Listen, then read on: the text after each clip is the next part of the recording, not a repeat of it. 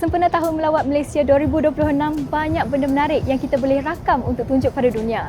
Dari bangunan ikonik, jalanan yang penuh warna, semuanya ada cerita tersendiri. Jadi hari ini Marisa Design ajak semua orang untuk lihat bagaimana indahnya Kuala Lumpur melalui lensa Oppo Find X9s. Jom!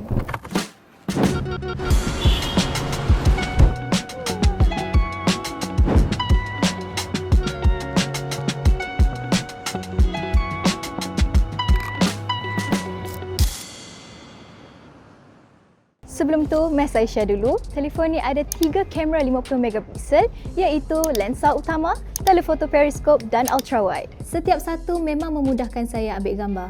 Misalnya, sekarang saya dekat Pasar Seni, saya guna lensa utama untuk tangkap keseluruhan bangunan dengan seni bina klasiknya. Shot tu terus bagi rasa suasana penuh dan ikonik.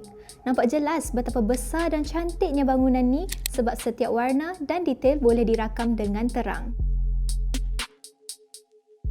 Sekarang saya ada dekat pusat bandar. Nampak tak mural dekat belakang tu? Saya akan guna telefoto periskop untuk zoom semua ukiran dengan mural yang ada dekat situ. Kat sini saya cuba telefoto periskop untuk zoom pada ukiran dan mural di dinding. Detail memang nampak cantik bila dekat. Sekitar kawasan ni pun ada banyak bangunan tinggi lain yang sesuai untuk diuji dengan fungsi zoom. Ultrawide pula saya gunakan masa rakam suasana jalanan, orang ramai lalu lalang dan banyak lagi.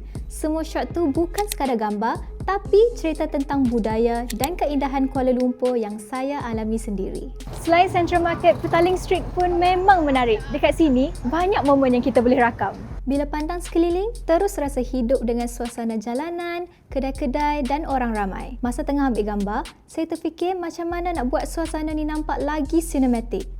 Nasib baik Oppo Find X9s ada mode khas macam Hasselblad Portrait Mode, Hasselblad Master Mode dan Hasselblad Expand. Antara semua tu, yang paling saya suka Portrait Mode dan Expand sebab suasana di Petaling Street memang sesuai untuk dua mode ni. Portrait Mode fokus pada subjek dengan latar belakang yang nice, Expand pula bagi rasa macam filem dengan perspektif lebih luas. Master Mode pun menarik, cuma lebih sesuai untuk hasil yang lebih profesional.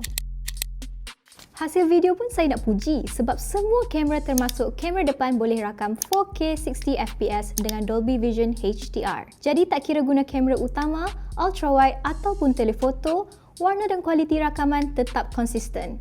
Senanglah nak vlog masa berjalan. Bestnya lagi, Oppo Find X9s ni bukan setakat ambil gambar je, tapi bila edit pun hasilnya menarik. Ada fungsi AI pop-out untuk gabungkan elemen gambar jadi lebih kreatif dan portrait glow yang cerahkan subjek macam hasil profesional. AI portrait glow ni pun bijak. Boleh adjust lighting bila keadaan susah macam underexpose, overexpose atau backlit dengan sekali tap je.